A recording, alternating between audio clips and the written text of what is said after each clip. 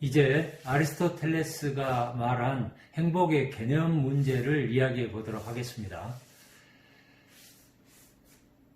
아리스토텔레스에 따르면 행복의 개념은 이렇게 정의됩니다. 행복은 인간의 고유한 기능과 본성을 잘 발휘하는 탁월성에 따른 활동이다. 이러한 어떤 정의에 기초해서 행복이 무엇인가를 구체적으로 밝히기 위해서 아리스토텔레스는 좋음의 본질의 문제를 다룹니다. 좋음이 무엇인가라고 하는 거죠. 이 논의는 니코마코스 윤리학 제1권의 7장에서 이루어지는데요. 간략하게 살펴보면 이렇습니다. 좋음이란 각각의 어떤 행위나 실천, 어떤 그런 실천적 기술에서 각각 달라지겠죠. 예를 들어 보면 의학에서 의료 기술에서 좋음은 무엇인가요? 분명하죠. 건강이 좋은 거죠. 의학에서의 좋음은 건강이겠죠. 건축에서는 무엇인가요? 건축은 건물이나 집이 본래적인 어떤 좋음이 되겠죠. 말하자면 인간의 모든 행위나 행위의 어떤 선택과 결정에서 그 목적이 되는 것이 본래적인 어떤 좋음이 되겠죠. 인간이 바라고 추구하는 것은 무수하고 정말 다양합니다. 그 인간이 바라고 추구하는 그 목적의 대상이 좋음일 텐데, 좋은 것은 수없이 많다는 거죠. 일단 명예나 권력이나 건강이나 부나 이를테면 좋은 외모나 다 좋은 것이고 우리가 추구하고 바라는 거죠. 또 이를테면 A 플러스 학점을 따는 것도 마찬가지죠. 그런데 모든 추구하고 바라는 목적 대상들이 가장 좋은 건 아니죠. 최고의 좋은 건 아니고 또 궁극적인 목적이 되는 것도 아니겠죠. 최고의 좋음이 최고의 목적, 궁극적인 목적이 될 텐데 언제나 그 자체로 추구할 만한 가치가 있는 것이 궁극적인 것이겠죠. 바로 이런 것을 아리스토텔레스는 행복이라고 이렇게 규정합니다. 행복 이상으로 좋은 것은 있을 수 없죠.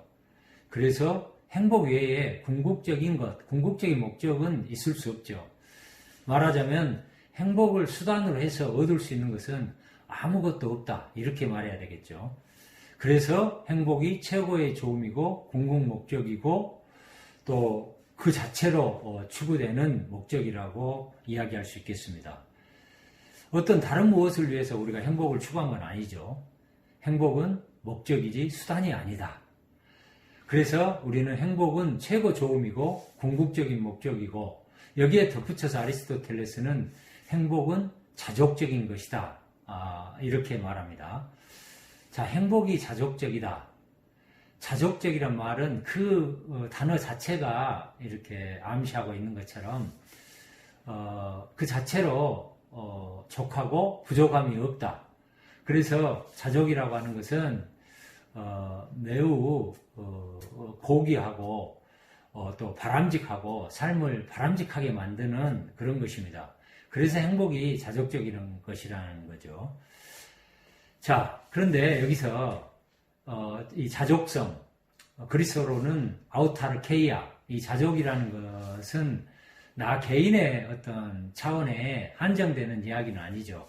나를 넘어서서 가족이나 친구나 사회나 더 나아가서 국가나 어쩌면 또 인류 공동체까지 그런 사회적이고 공동체적인 맥락에서 자족의 의미를 파악해야 되겠죠.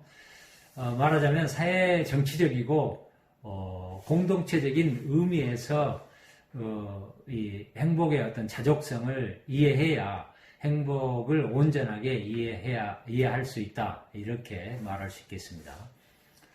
행복이 모든 사람들이 추구하는 궁극적인 최고의 좋음이라고 한다는 것. 이런 점이 분명하다면 이제 남은 문제는 뭐죠? 행복이 무엇인가를 본질적으로 해명하는 일이 되겠죠. 자, 아리스토텔레스는 행복의 본질, 행복이 무엇인가를 깨뜨려 보기 위해서, 밝히기 위해서 아주 영리한 전략을 선택합니다. 식물이나 동물과 같은 다른 존재와 인간 존재를 구별해보는 그런 전략인데요. 이러한 구별을 통해서 인간만이 가지고 있는 어떤 기능과 본성에 대해서 해명해보는 거죠. 즉, 인간과 다른 존재의 공통성과 차이점에 주목함으로써 인간의 어떤 고유성, 특수성, 어떤 인간의 어떤 특별성을 이렇게 밝히는 거죠. 이러한 논의의 어떤 전략을 통해서 아리스토텔레스가 도달하고자 하는 지점은 인간에게 고유한 본성과 어떤 능력을 해명하면 행복의 본질이 밝혀질 수 있다. 이렇게 본 거죠. 인간의 능력과 본질을 밝히는 것이 우선적으로 중요하겠죠. 자, 우리가 식물, 소나무, 참나무, 동물, 소나, 개나, 돼지 이렇게 구별해 봤을 때 여기서 그런 존재가 아니라 바로 인간의 행복이 문제다라고 하는 거죠. 자, 식물, 소나무를 한번 생각해 볼까요? 소나무도 우리처럼 인간처럼 영양을 섭취하고 뭐 햇볕을 받으면서 광합성 작용도 하고 이렇게 생명 활동을 하죠. 성장하고. 그래서 이러한 어떤 영양 섭취, 성장 활동을 하는 생명체로서의 기능과 본성이라는 측면에서 인간과 유사하고 공통점이 있다. 이렇게 이야기하겠죠. 그렇다면 생명성, 생명 활동이 인간의 어떤 고유한 기능과 본질은 아니겠죠. 자, 돼지, 소, 개, 이런 어떤 포유 동물들과 인간은 많은 점에서 정말 닮아 있습니다. 감각적인 의식 능력이 있는 동물도 그런 능력을 가지고 있죠. 고통을 느끼고 스트레스를 받고 또 즐거움을 느끼고 하는 이런 점에서 인간과 동물은 별반 차이가 없습니다. 그래서 감각과 의식을 공유하고 있다는 이 점 말고 이런 어떤 감각 능력이 인간에게 어떤 고유한 능력이다 이렇게 말할 수는 없겠죠. 그럼 자 여기서 식물과 동물과 인간이 공유하는 부분을 빼고 즉 어떤 생명 활동이라든지 감각 의식 활동 이런 것을 빼고 인간에게 어떤 고유한 기능과 본질은 무엇이겠습니까? 무엇이 인간을 인간답게 만드는 것일까요? 여러분들 쉽게 짐작할 수 있겠지만 다름 아닌 인간의 이성, 정신, 영혼입니다. 그러한 어떤 능력이죠. 인간을 인간답게 만드는 것은 이성이고 정신이고 영혼입니다. 이러한 어떤 능력을 우리는 두 가지 측면에서 해석해 볼 수 있을 텐데요. 우리가 이성이나 정신, 영혼의 능력을 갖고 있다라고 하는 것은 어떤 합리적인 원리에 순응하고 순종한다. 그런 원리를 따른다나 그런 능력이 있다라고 하는 이런 측면이고 다음으로는 그런 원리를 가지고 있고 그런 원리에 따라서 우리가 사유 활동을 한다. 이성적인 어떤 사유 활동을 한다. 이런 어떤 활동성이죠. 한마디로 인간 고유의 능력은 정신의 합리적인 활동성이라고 하겠습니다. 검은고나 가야금을 타는 사람의 능력은 검은고를 탁월하게 잘 타는 데 있는 것처럼 탁월한 인간은 자신의 인간으로서의 어떤 고유한 능력과 본성을 잘 발휘하여 탁월하게 행해하는 어떤 사람이 되겠죠. 그런 의미에서 행복은 인간의 탁월한 탁월성에 따른 활동이다. 그런데 여기서 우리는 이 탁월성, 아리스토텔레스가 말하는 이 탁월성이라고 하는 것은 신체적 탁월성이 아닙니다. 물론 아리스토텔레스는 신체적 탁월성을 중요하지 않다. 그것을 부인하는 건 아니죠. 플라톤이나 아리스토텔레스 스스로도 아주 신체적인 탁월성이 뛰어난 사람들이었죠. 올림피아에 나가서 이렇게 금메달을 딴 그런 사람들이었으니까요. 방점은 어디에 찍혀 있냐? 정신의 탁월성에 찍혀 있는데, 이를테면 지혜나 지성이나 도덕적 통찰은 지적인 탁월성이라고 말할 수 있겠죠. 어떤 관우나 절제나 용기 같은 것은 도덕적, 성격적 탁월성에 속하는 것이죠.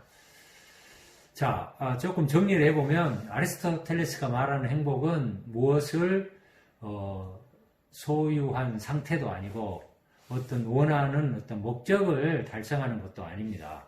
행복이라고 하는 것은 활동성, 활동인데 그것도 정신의 활동성이죠. 부를 소유한 상태도 건강한 상태도 명예를 얻고 권력을 소유한 상태도 아니죠.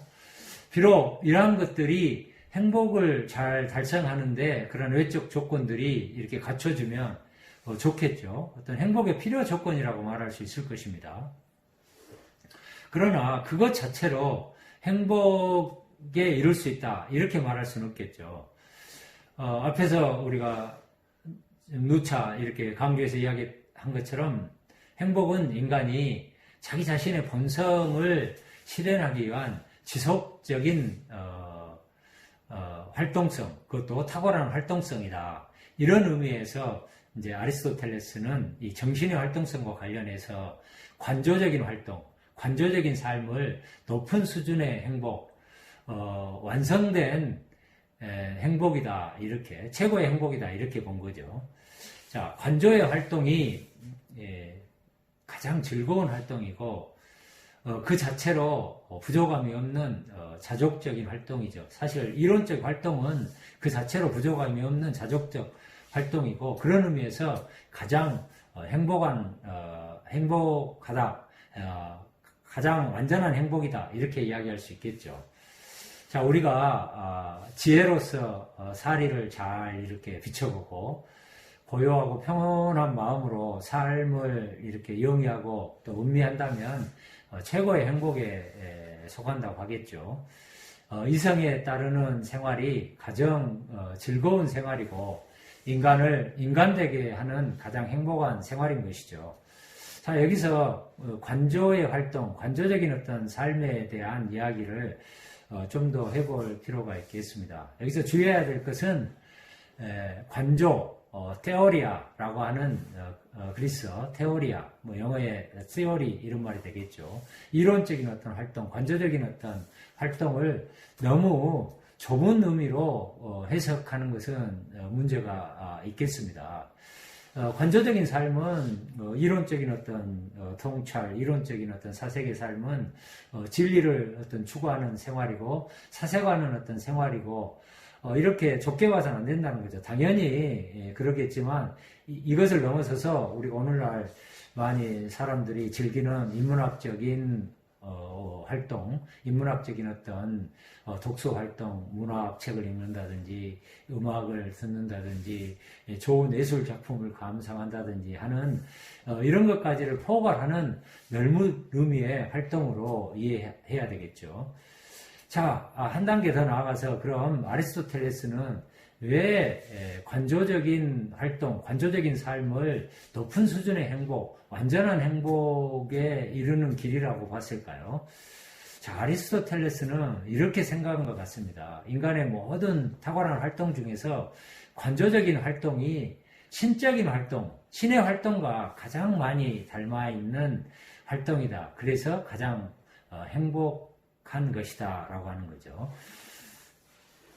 아리스토텔레스는 어떤 사람들은 들으면 서운할지도 모르겠습니다만 철학자가 가장 행복한 사람이다 라고 이렇게 봤는데요. 이렇게 이야기한 이유는 다름 아닌 철학자가 생각하는, 사색하는 그런 이론적인 삶을 사는 사람이기 때문에 그렇겠죠. 오늘날 여러분도 철학자처럼 많이 생각하고 관조, 사색을 많이 한다면 가장 높은 수준의 완전한 어떤 행복에 이르지 않을까 이렇게 생각해 볼 수 있겠습니다. 다음 시간에는 그 활동성으로서의 행복, 과정으로서의 행복이 무엇인가를 좀 더 살펴보고요. 행복의 어떤 조건과 행복에 이르는 어떤 성취 방식에 대해서도 좀 더 이야기를 나눠보도록 하겠습니다.